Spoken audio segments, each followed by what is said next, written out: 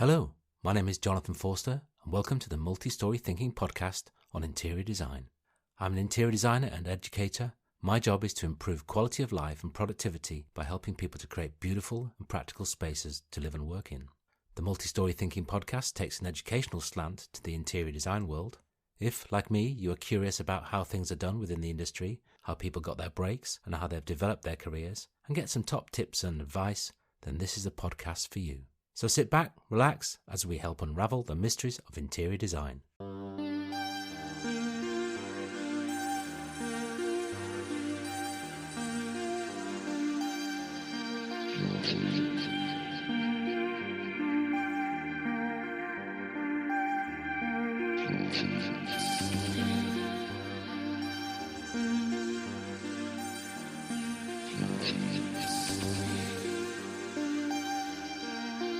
Ben Rousseau is the owner and founder of Ben Rousseau Studio, an award-winning British design house based in Brighton, UK. He works across the interior sectors with a particular focus on lighting, with projects combining art, technology and functionality that reflect his passion for design, light and time. I interviewed Ben just before Christmas in December 2024. In this episode we discover how a sideline in DJing at dingy nightclubs prompted experimentation with lights and light effects, Ben's journey from creating illuminated furniture to developing unique timepieces that redefine how we perceive time, the art of mixing natural light and incorporating layers of illumination, the importance of experimentation and trial and error in the design process, and why, when it comes to Christmas decoration lights, it's best to keep it simple.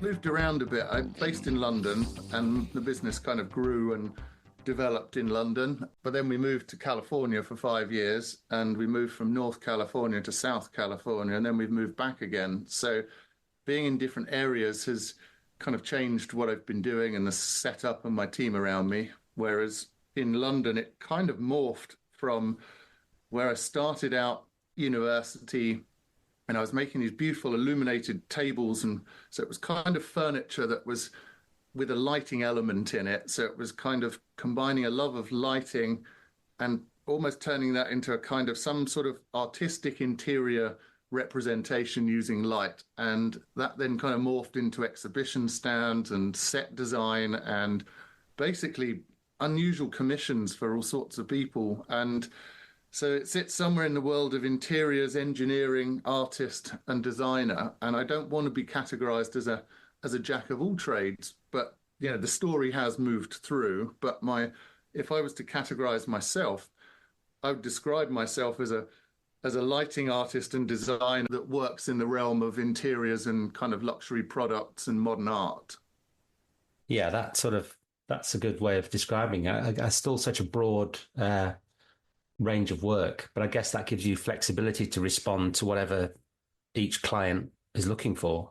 It does, but also, you know, it can be, you know, I have to put my head on really and think, you know, well, what if someone's looking for a me, you know, what the special things that I do, how can I make it easy for them to really go, right, you know, this is the sort of guy I'm looking for, because you have to put yourself in a customer's position. But, you know, my work very much so in the last few years since I've been back has been really focused on my timepieces and more of my lighting artworks, which are, you know, much easier to kind of categorize as individual pieces. So, you know, the timepieces which tell the time using a building pattern of light, that is very much an artistic representation of how we see time, but it is using everything I've learned in 20 plus years of lighting design, engineering, and it brings all of that together. So it's almost like a passion project, but it is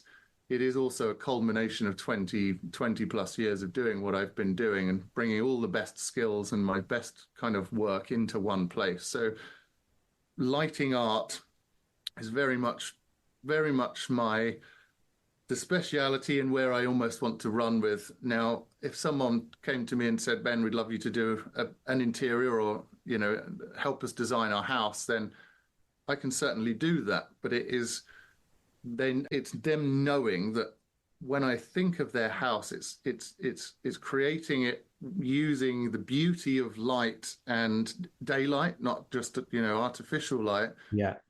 To create a really beautiful space that also has a kind of an experience and a feeling, and when you design and you're creating with light, it's sometimes hard for people to imagine what the outcome is going to be because, people can't see this vision. Like as a designer or a lighting artist, I have an idea of what something will look like in my head, and some creative people have a very clear imagination of what these physical things or this experience looks like or feels like. Describing that to someone and making them understand it is, hugely different. So a big thing for my work is if someone has seen one of my interiors, it's because they've been to someone's house and seen how the lighting and the layers that work and the control, and they're like, wow, this is absolutely amazing.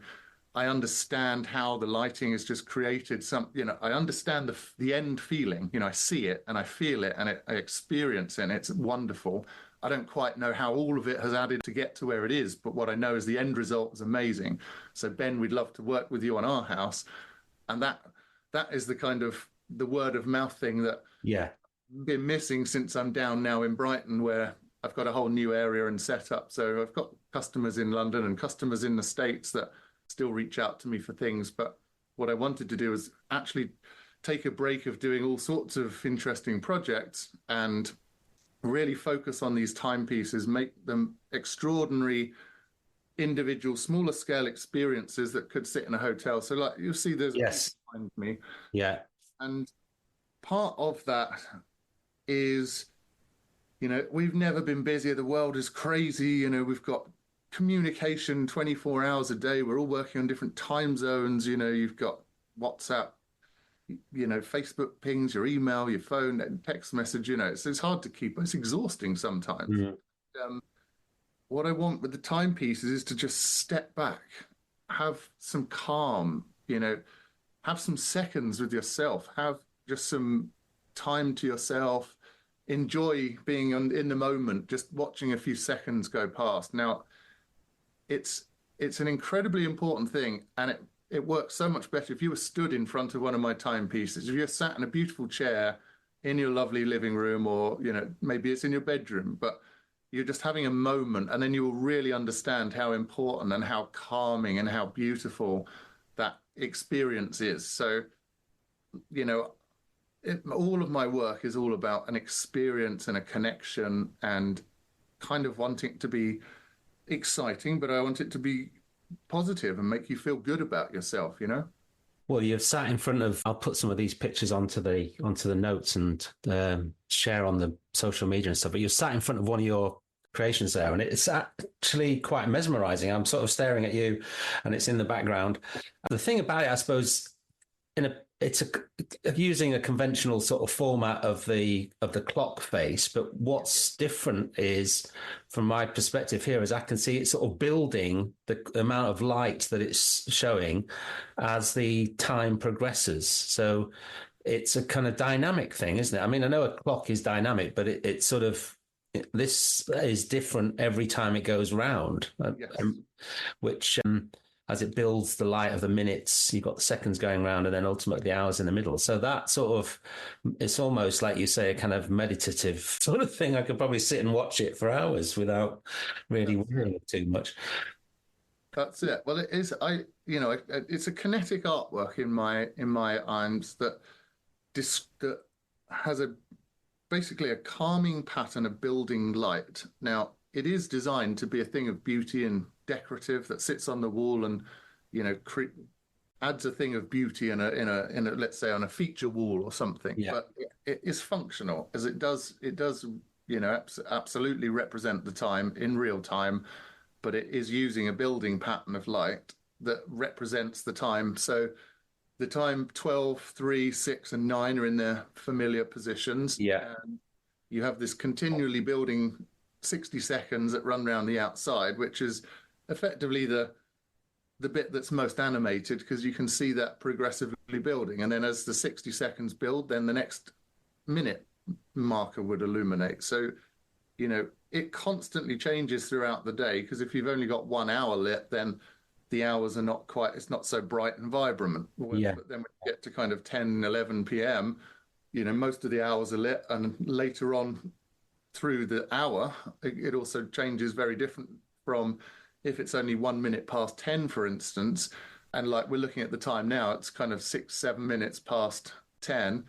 And the hour marker is so the hours are lit, but there's only a few minutes left. So as soon as the minutes light up throughout the course of the hour, much more of it is illuminated. Yes. So Yeah.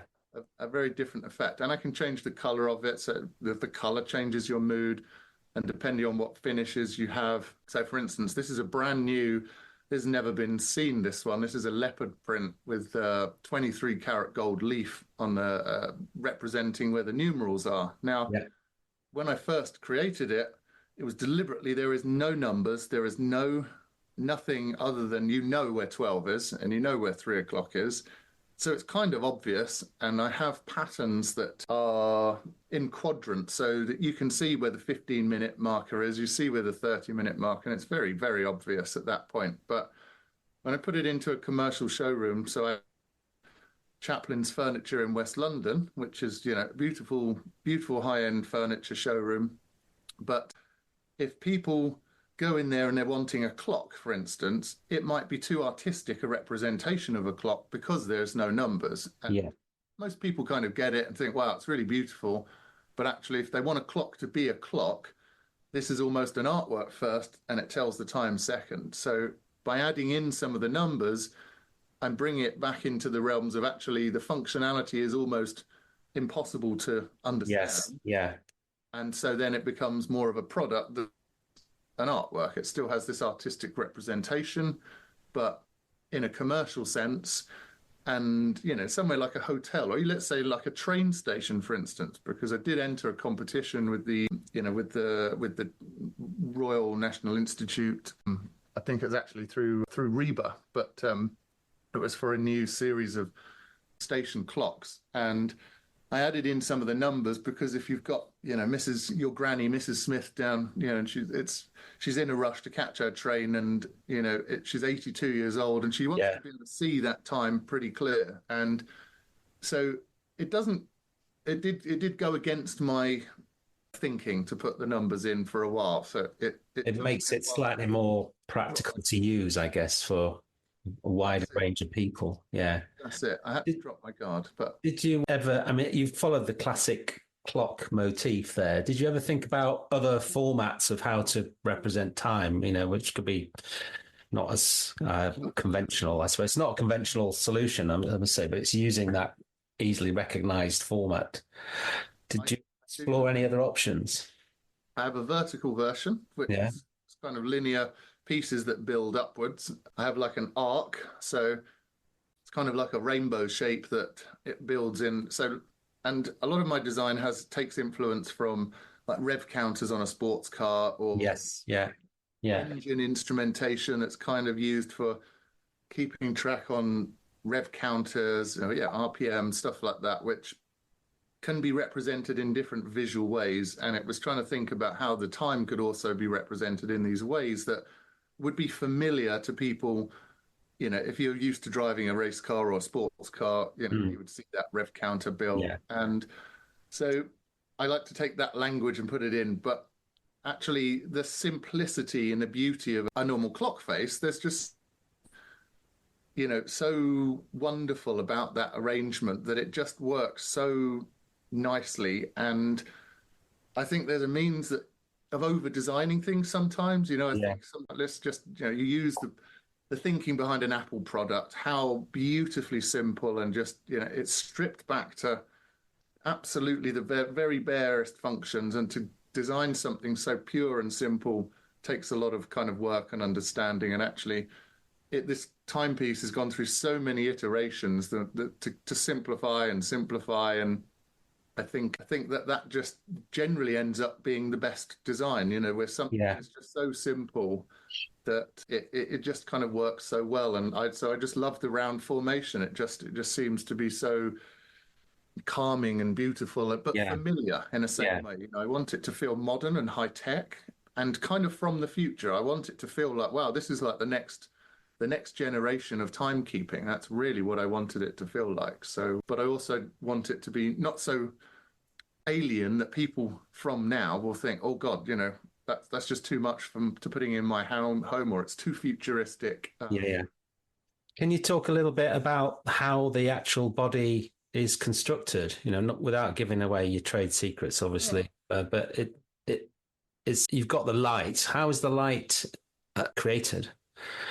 So I have my own circuit boards, which I have made in Italy. Got some LEDs that we source from the United States, so very high quality, tiny little chips.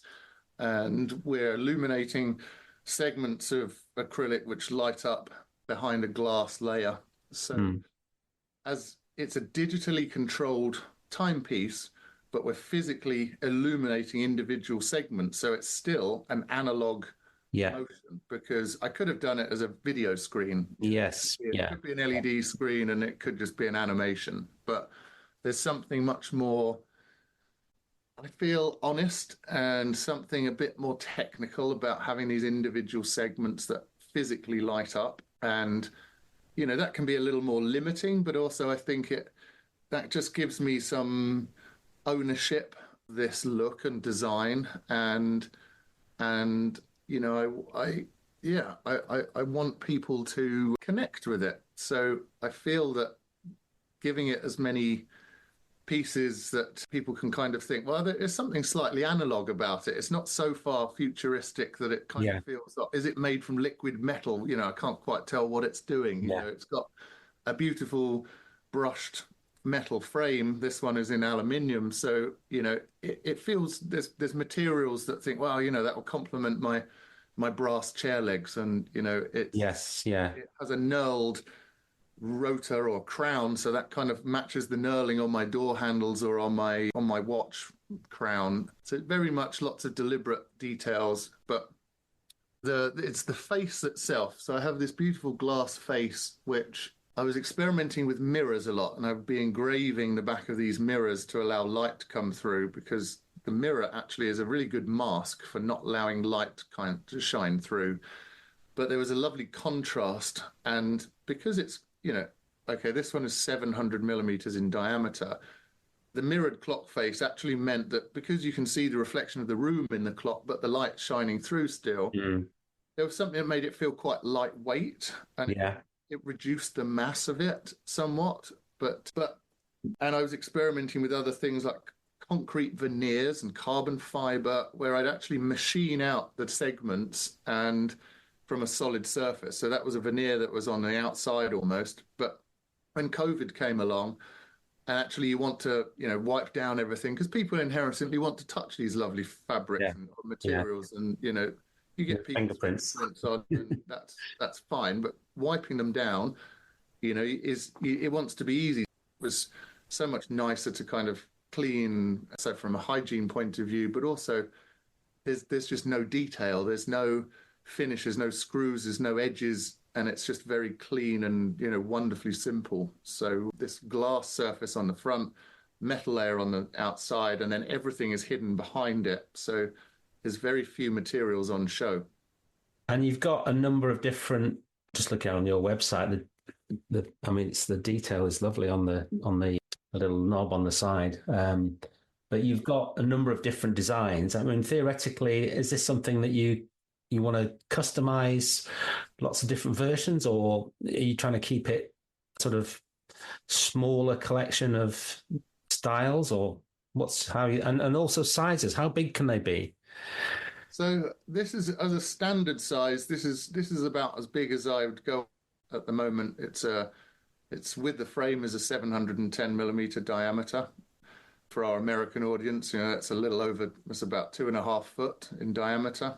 I do a smaller version, and I'm working on a little tiny desk mounted version. And certainly for bigger commercial projects, we can go as large as someone wants, but then they Yeah. are custom electronics. So Yeah.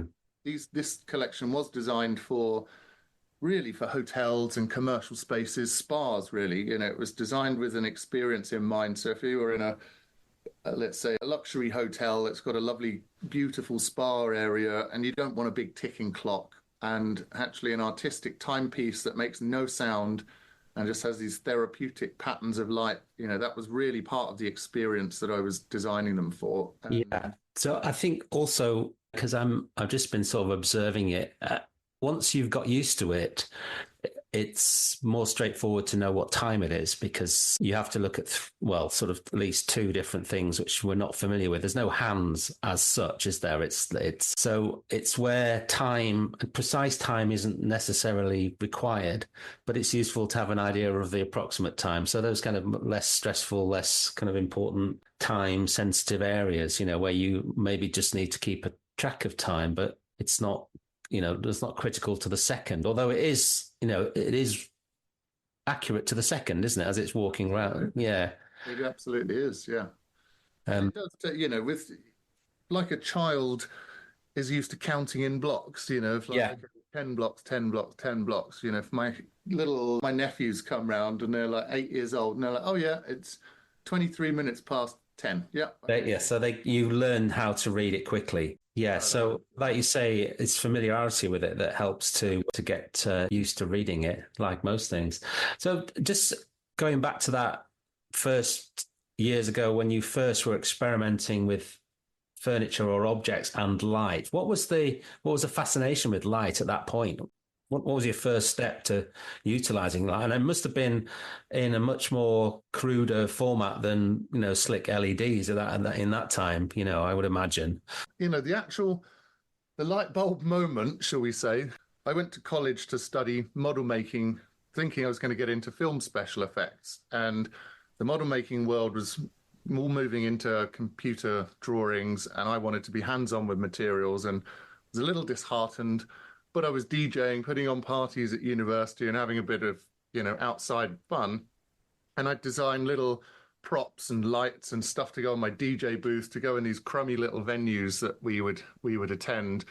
And it was there where I realized how lighting could transform a grotty, dingy little venue into something really atmospheric and interesting and exciting. And it could, once you put music, it stimulates the senses in a way that is, it's euphoric, and it's easy to entertain and easy to take people on a kind of journey and experience. And I then started creating furniture, which I was thinking for nightclubs and hotels and, let's say, experiential venues where you want to go somewhere and be entertained or have an experience. So if you go to a nice restaurant, not only do you want nice food, you want to sit in a beautiful surrounding and be kind of wowed by the atmosphere. And you kind of want to leave the place thinking, well, that was a good use of my money. I've just had a nice time. The food was great. The decor was great. I feel like I've had a wonderful experience. And so at that point, it was, for me, lighting was like the secret ingredient that when I was designing exhibition stands and when I was designing interiors and spaces for people, I would always be considering how I was using lighting to add some drama and effect and making the experience that bit more exciting and interesting for the customer or for the user. And there's, not all events have the same thing. Sometimes, the event or the experience is a calming experience. If you're designing a spa, the use of lighting wants to be therapeutic and calming, whereas in a nightclub, the lighting wants to feel energetic and kind of, and lift you. So there's treatments of how I would use lighting, but it was always, I could just see a way that lighting would give me this tool, and it's kind of like a magic trick that, as I mentioned before earlier, some people just cannot imagine how when you add the layer of lighting to the same design, it completely changes it. So if I design a room for someone and you've got shelving, and you could put deep layers of light in the shelving, which then accentuates some of the product that's going in the shelving. There's just, the story becomes, and the detail becomes much more on show. So there's a kind of narrative and storytelling which I can tap into with my work with lighting, that I can pull all these layers out, that suddenly the story is much more interesting, or the space is much more interesting, is more dynamic, and that experience is just much more exciting and interesting. And, you know, kind of where I'm at with my work is that I love nothing more than seeing people's eyes light up when they kind of connect with my work. And it's that connection that really, you know, gives me a buzz. You know, it keeps me coming back. I And love to work in different areas, but it's the lighting that gives me this ability. and I always think like lighting is one of the most difficult things for interior designers to get their heads around. Partly because, like you say, you can't when you're designing, you can't see the result. I mean, often you can imagine the spatial elements of a design, physical space, but actually that play of light and how it's going to bounce off the different surfaces is very difficult to imagine. And I mean, there's a lot of software out at the moment, but that will place light into a space, but it doesn't really capture that exact feeling. Did you learn that from kind of experience or trial and error, or were there any sort of moments where you came across information that helped you? What was the process of you building that knowledge? Yeah, I mean, I'm going to be completely honest. It was absolutely through trial and error and experimentation, and I've been lucky enough that when I've been creating projects, certainly in the early days, you know, people knew, okay, Ben's use of lighting, that's great, but effectively we need an exhibition stand building and designing, and Mm. Ben's, you know, we'd love to work with Ben. His style's great. And I think at the beginning they didn't really understand it was the lighting that was the thing that made my work so different to the other lighting. You know, it could be another exhibition stand guy, or let's just call him a designer, because I didn't have my stool out. I was here. I'm an exhibition stand designer. I was a young kid, hungry for lots of good contact, and I was almost taking on too many things. But I would apply the same treatment where it's the lighting details that gave my work a lift, and then make it photogenic and make it kind of exciting. And Yeah. it's not just a boring Did lighting. you realize that it was what point did you realize the lighting was the key element or one of the most, the powerful part of that?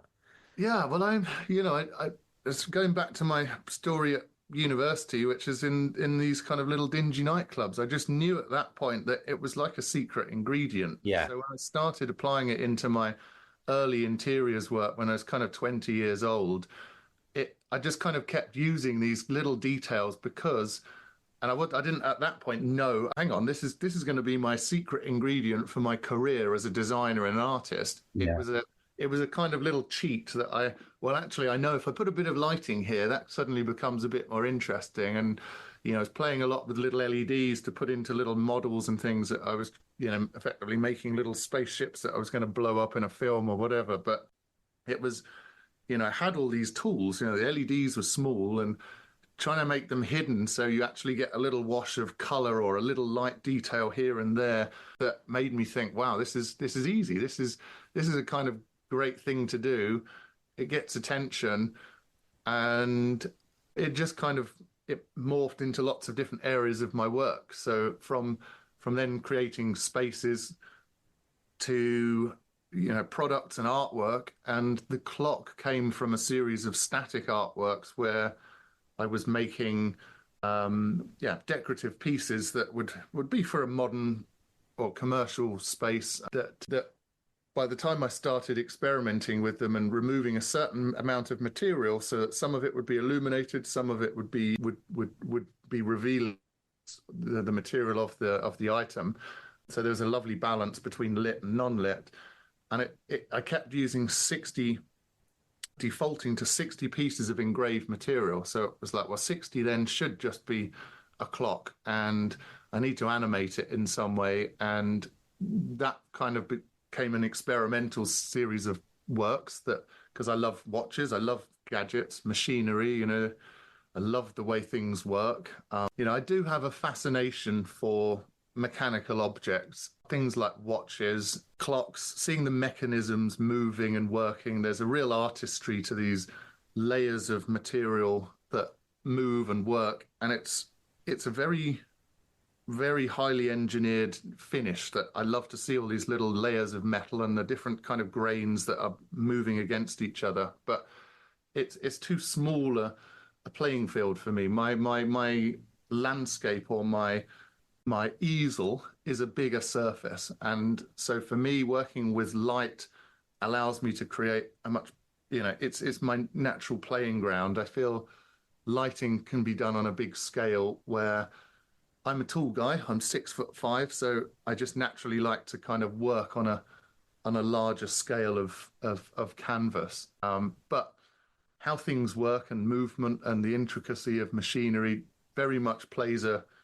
hand in how my work goes. I love to see these little animated details of light, but it's a different story. It's a different language to a mechanical part that you can see moving. It's got the same level of attention to detail, I think. And actually, the body of the clock, I'll put some links onto some images on your website because there's some really lovely little details, which shows you're looking at the kind of minutiae as well as the bigger sort of picture of what it does. Just going back to the impact of light, I was reading, that you've got a real interest in that emotional connectivity of design and light. At what point did you really get your head around that kind of more kind of psychological impact of light and how it affects our emotions? And then, how did you then start to explore the impact of that? I worked for a PR and events agency when I left university. So I was 21, 22 years old. And when you're doing it in a commercial sense, you kind of have to justify your value why you're doing something sometimes. I could see the reaction that lighting was having with my work. So it then was easy for me to sell the benefit. So when I'm talking to someone about, well, I'm designing this and I am putting in the lighting and there is a cost to this lighting, and that is a little bit more than not having the lighting. But here's now a drawing and here's some photographs of ones that I've done for one client. And in fact, here's one with the lights off. Look at it, how it looks. Now here's one with all the layers of lighting added into it. And they're like, oh, wow. And it's like, great. So you can see the value of how much better that looks. And not only is when you're looking at a drawing, but when you're in a space, the feeling of the light in a space. So like we just croached on earlier, where you mentioned there's computer software that we can use to set absolutely accurate light levels. You can put the position of the sun in the correct place. You can put it at the right time of the year, so it's even at the right height in the sky. So depending on where your house is, you could show what the shadows are going to be like through the window of your house. Now, that's beautiful, but it's not unless, even still with a VR system, that you're showing the customer in the house, well, this is where the light levels are going to be. So actually, you put that painting on the wall, that will be in the shadow at this time of day. You can go into that level of accuracy, but there's something, it's the thing of beauty where someone is in a room and when they're actually in the room, they experience it. And I'm selling that experience to someone. And that could either be a commercial client and we're building a space for, or it's in someone's home. And if it's in someone's home, they're living in it every single day. And actually, it then almost becomes more important because they have to use it on a daily basis. And that's their excitement levels of knowing that, oh, well, okay, it can be entertainment mode and it can have all the bells and whistles and it looks very fancy when we've got all our friends around and there's beautiful layers of light that make it feel great for dining. And then we can move to the bar area and, there's a way of changing up a space. But there's also a way of saying, and then when you're on here in this room on your own and you just want to read the paper at night and you want to calm down after your hectic day, and then we set the levels to this and it's 25% here, and it is about using layers of light, but it's a way of telling someone a story and how that's going to work and how it's going to improve their mood and their setting, and then they start understanding it. And I obviously get better at selling it because the more I'm thinking about it and the more I'm building it into my work, actually, you realize, well, it's actually an incredibly important element. Yes. It's not anything, it's the most important element. So, well, I mean, that's an interesting starting point. If obviously you're passionate about it, but I wonder whether light is more important than we imagine. You know, it's probably the last thing a designer might think about, having created the space, or where are we going to put the lights. But perhaps one should start with it from the get-go. I mean, I know from the renovation we're doing here, we've got this fairly old farmhouse, which is a classic Devon longhouse. It's long and thin, low ceilings, and thick walls as well. You'd instinctively think it's going to be dark and sort of, you're going to need lots of artificial light. But actually, the way the light comes in through the windows during the day is amazing, and you can only realize that once you're actually sat there watching it go around. It comes in one side and works its way around, and understanding how light, your base light of natural light, I suppose, if you start with natural light, how that works, and then knowing where to add and how much to add is a real art, isn't it? I think. Absolutely. And Matt, and I guess, to what extent are you thinking about what emotional impact you want to create? I mean, it must be different, obviously, like you say, from a nightclub to a spa.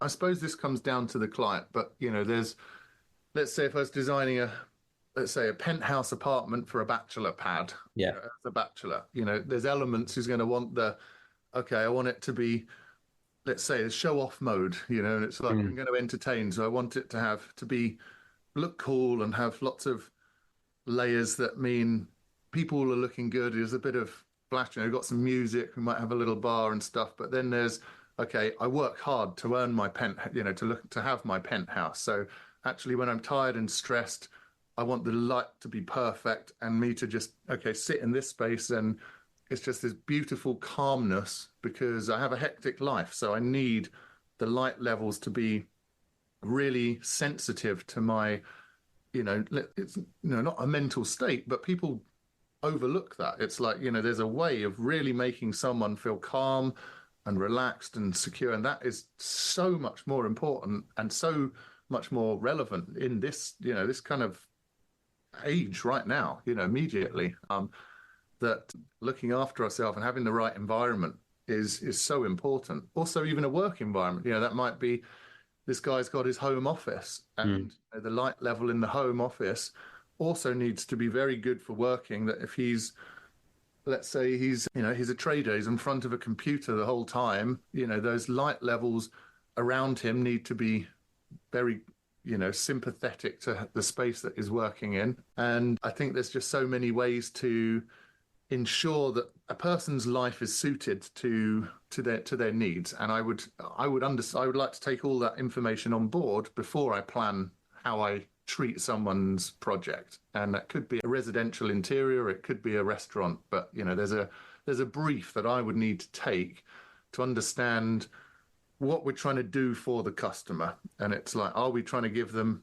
this sort of experience, or are we trying to give them this experience? And if it's this kind of very calming, almost therapeutic, it's almost like the light's giving you a kind of safe cuddle, Yes. kind of, it just, I have to understand what I'm trying to do on the space beforehand. Yeah. I can do all sorts of interesting things, and it is about making something exciting. I want people to have a buzz. If they're working with me, I want them to be excited about it, but also there's something that I want to give them that they might not understand. I can take their life, the ingredients of how they want to live their life, and then I can use my imagination and my tools and my recipe of putting things together. And it's not just light, it's also shadow, darkness and texture, and having shadow and texture and material combinations are equally as important as using the light. So there's so much that I could go into, and it becomes so much more a complicated conversation, but it is really about understanding what we're trying to do for that person, where we want to take them, the end goal of what that person should be feeling. And the flexibility of that is presumably built into the technology that operates that. You can create different moods for different times of the day. Yes. And different settings for different types of activities, I guess. Absolutely. Yeah. Yes. And, I would inherently work with the daylight that we have to start with. If we're designing an interior, how can we use the beauty of the light that we have to work with? Because, natural light there's nothing quite like it. And then there is working out how we can complement that with the way they want to live their life. So it's kind of an almost infinite spectrum. But once we've kind of worked out let's say the rules or the way they want to live their life, then I can almost put some rules in for my lighting program or design that gives them a flexibility to kind of enjoy a really beautiful life with my lighting treatment in their house. We put furniture in a certain place so that it gets the best light at a certain point of day. We put a texture on a wall so it has this level of interest when you walk through the hallway at a certain time of day. Do you know what I mean? There's a kind of narrative that all then makes sense once we've got the initial brief. And that's where I spend a lot of time and energy and creativity, is putting this kind of story together. Then once you've done the kind of storytelling, you've obviously got to put the equipment in place and the right bits that the light is shining here to, fill in the bits of the story. So it's kind of quite a complex level of design, but the end result should be the most simple thing where someone just can't actually imagine how it all fits together so nicely. Yeah, you don't. Are you aiming for it to be sort of that it's not shouting in your face? Well, it depends on the setting, I suppose. But I think, and also, it's more or less a bespoke solution for both the client and also their property, because that's it. Yeah, completely. So you could have a different person living in the same building, and you might change things a bit. The levels and stuff might be set differently, where you put some texture and detail might be different. And the thing is, when we're describing something on a podcast or in a conversation that someone might be listening to, very hard for them to imagine, well, hang on a minute, is this now some hugely illuminating, elaborate thing that is going to be too much? It's going to be living in a lighthouse or living in an arcade. Well, that is the furthest possible thing from it. And what the end result it has to be is this wonderfully calm space that you just don't notice any of these details. You just feel this lovely end emotion. And that's then obviously the difficult bit in talking with a client at the beginning, to say, right, justifying the cost of the equipment, the detail of these pieces, and the time for planning it. There is a cost to it, but there is such a value to it. So when someone has said to me, Ben, I've seen this in someone else's house that you've done, I want to work with you because I want that experience. I want that feeling. I want that in my house. The whole shebang. I understand it, and I know from the client, yes, there was a cost of the digital control. There was a cost of the time and the planning, and I can see the value of it. And it was wonderful. And it was, something I want. So you're then not even doing the sale or any pitch because they just understand it. Yes. Yeah. I mean, that's the thing, I suppose, people understanding the importance of that as a component within the interior, and not just thinking it's something practical to, when you walk into the room, turn on the central pendant and get on with it. That's it. And sometimes people aren't in the position to have the luxury of, a big, let's say all singing, all dancing system. But there are ways of being a little more clever than just, okay, we're just going to put a light bulb here and some spot lamps here. There's ways of, using my expertise. If I'm doing something, someone's got a budget and it's like, okay, what can we do for the budget? Yeah. There's a way of, okay, well, we do X, Y, and Z, and this is the best use of your budget to include some nice lighting and an effect, which I just still think gives you a nice calm room or a nice, beautiful space. Well, I guess that's like every designer's challenge, is to play with the budget depending on what their specialism is. But sure. Yeah. So in terms of, you talked a bit about how you'd been to the States and back to the UK, and what's your kind of team like? Have you got a team? And also, how do you working particularly with the manufacturing side of that? I'd be interested to find out what the relationship of the technical side and the production of the lights. Yeah. Yeah. So where should I start first of all? So before we went to California, so this was kind of eight years ago, we had a workshop in West London. We had kind of four or five guys in the workshop, and we would be doing everything from furniture for interiors. We do commercial spaces, be kitting out restaurants, making furniture and, let's say, bits that we could install into a venue or an interior, whether that was a chandelier or a big light art piece that would go into a commercial space. We'd have specialist things made at certain factories that have big specialist bits of machinery. Our workshop was more of an assembly spot, and we'd have, skilled guys we could bring in. Inherently, it's a small team, and we bring in the specialist skills as and when we need them. When I moved to America, I finished a few interesting projects, and I was just then doing interiors from my laptop. So I could effectively hire in teams that I needed, but effectively still design spaces in the same way. So when I got to the States, I needed a team. So I'd have like a Lutron. I go to the Lutron showroom. I have a showroom where I can show clients how the equipment would work. We have a showroom set up where I can say, right, here's some light levels, and this is how the equipment works and the dimming and stuff. But I'd effectively have to still draw and design their pieces and make some prototypes that would show how a detail would work. It might be a textured wall panel with, when we throw a light on it, it does X, Y, or Z. And so that I have, the specialist showrooms we bring in. Manufacturing, I've worked with many specialist people over the years, from metal workers, glass engineers, electronics people. So I've learned quite a lot of skills across the board, but I know who to kind of tap into for certain projects and different scales, because obviously a different size project requires a completely different operation and a team, and even just getting that work from one place to another and then installing it on site when you've got a very small window of time, that requires a completely different logistical operation. So, my planning goes into that realm as well quite a bit. When we've come back from America, I've now still got a small team. We've got an assistant helps me with some of my digital marketing. I've got business guys that help me with where we're going from an organizational point of view. Lots of freelance people who do drawings and help with some of the equipment that I'm using and specifying. I've started working with a company called Lightwave in the UK.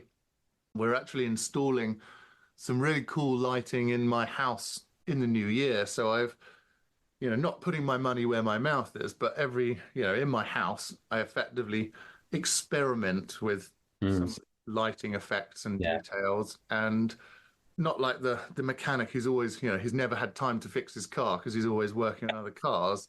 There's an element that I've been having lots of ideas that I want to do in my own house, and now I've just got to force the time to do it. So this Christmas, in my days off, I've got a big fiber optic chandelier that I'm going to be building, and I've got Prototyping, like that. Right, exactly, prototyping and testing.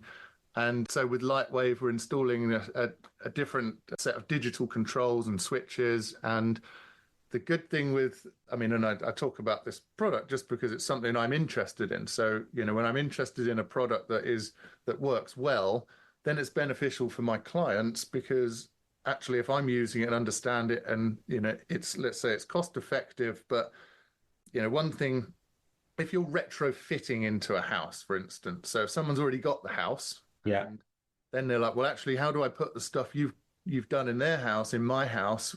Because we don't want to drill cables and, have to repair all the walls, because that's a whole lot of work and expense that we don't want to have. Well, whereas with the Lightwave system, we can have Wi-Fi controlled switches, which means that they're talking to the main computer without needing wiring to everything, which, carries a big cost. So we're putting a lot of into my house. So some of the light features and details I can then show some people, because, it's very difficult if you put a big expensive project together for someone and say, can I come round and show some clients your house again, please? Because becomes a little bit intrusive. So much easier to do it in my own house.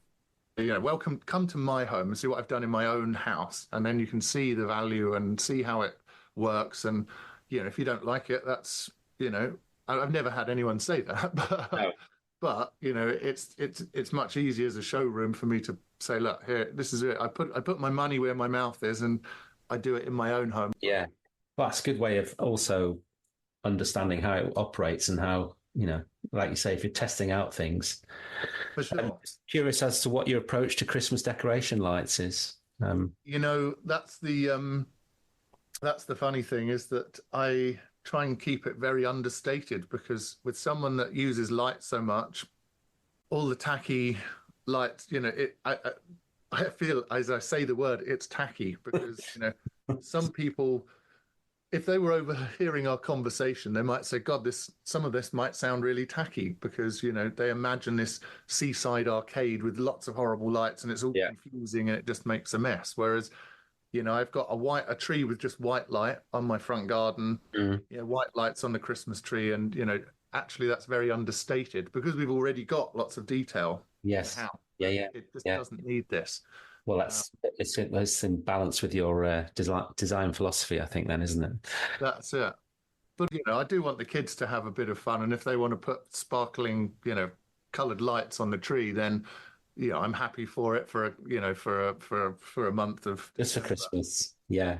But also they see the value of what I've been doing, and then they can go, oh, that just doesn't look as good with all the horrible flashing little colours. Because Yeah. there's a way of setting it. It's like, well, why doesn't it look good, kids? And they're like, because it's all flashing and it's all too colourful. And it's like, so if we slowed the colouring down and it was just very soft colour changes, how would that look? And then they're like, oh wow, yeah, that's completely different. It's So an it's just education in itself, an the education. setup. Yeah. Yeah. Um, I can't remember what else. I think it was some Christmas party, and the lights had gone on to that, kind of techno flash mode where it Right. was Yeah. it's saying stop, stop. Yes. It becomes a headache, doesn't it? I mean, it Yeah, becomes the yeah, absolute opposite. It becomes intrusive. So whereas when you had no lights whatsoever, you've got nothing to fight with. So, there's there's certainly a way that you can design with lighting badly. yes. I was just going to think about that. What are examples of bad use of light in space then, Well, or the outcomes? How does it impact people?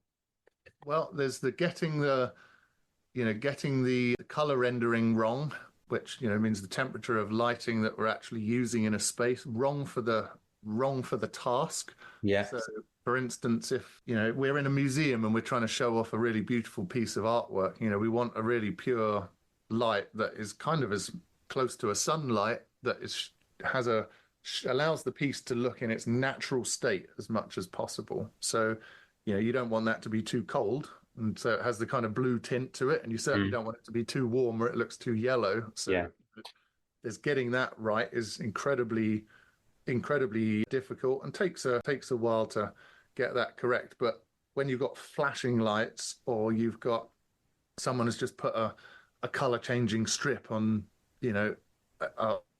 something, that can be incredibly it can be intense, that can really make you feel terrible. Just bad quality lights, like, like strip lights, fluorescent lighting has a mm. really kind of horrible feeling light to it. Just light that's just overhead. So then you get these kind of shadows under your eyes and Yeah, stuff. Just layers of light, or not having the right layers. That can easily be got wrong. So there's so many things that are easy to point out that people do badly. And you can plan things until you're kind of blue in the face, but sometimes that just doesn't work for a person, or doesn't work for the right space or the setting. And maybe someone has, let's say they've bought a house from someone else and they want to use the house differently, and it just because of someone's personal tastes, that could be really different for them. So there's really a lot of ways, but usually I'd say the wrong color for the kind of scenario, colored lighting, people get really wrong, and that just ends up looking hideous. Bad quality fittings that either flash or flicker. Sometimes if people have put in a non-dimmable LED, but they've got it on a dimming circuit, and yeah. it might dim a little bit to start with, and then it just kind of flickers, and that just, oh God, that drives me insane, and is is hideous. We could go on about that, but let's not talk about the bad things. Yeah, I think we need to get back to the positive impact of light. That's it. And that Things are there's so many, and it's a difficult. We could be talking all day. I could really load you up on stuff, but it's I want it to be fun. It's all about positivity, and it's light you should almost feel it. You feel it like in your chest, where like it's a warm glow. Not only is the light around you kind of almost giving you a little kind of comforting hug, it's like you almost feel it in you, because you're just, your head feels calm.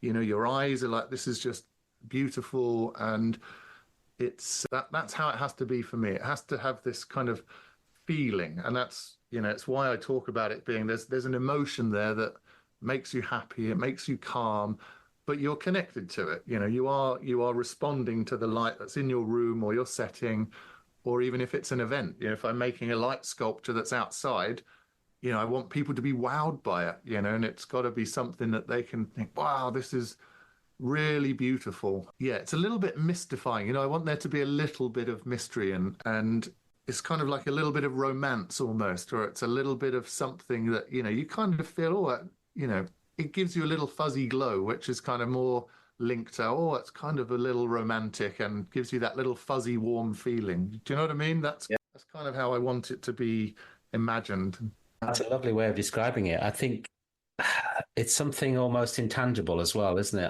I don't think you can know why it feels good, but you know that it does feel good. And I think when lighting's done well, I guess that's what's happening. It's impacting psychologically on you and emotionally, and transforming you to a different state. That's right. It's absolutely right. But also want it to be, you're present and you look forward to that. It's it's something that's not too crazy. It's not too big a thing to ask for. It's just when you think about it in the right way, it's fairly easy to put together.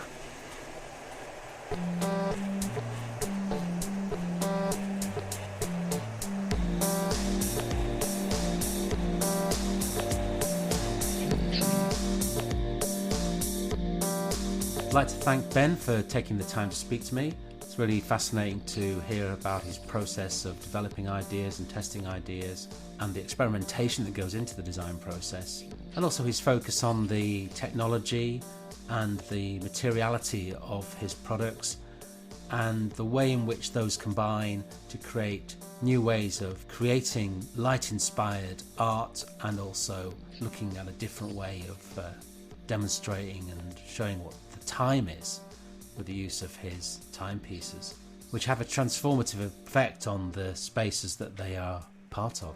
The work that he's doing in the interior sector as well shows a kind of finesse and an appreciation of the detail of how light works, both natural and artificial, and his mastery of the balance between those elements is really evident in the examples that he's produced. There's some links in the show notes to Ben's website and his contact details.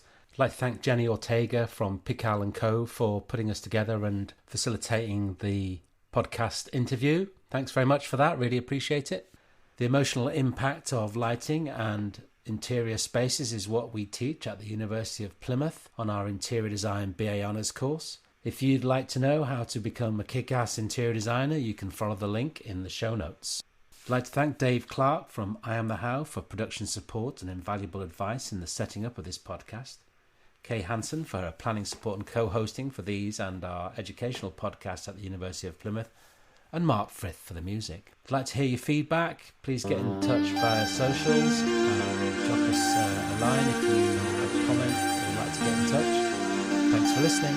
Bye for now.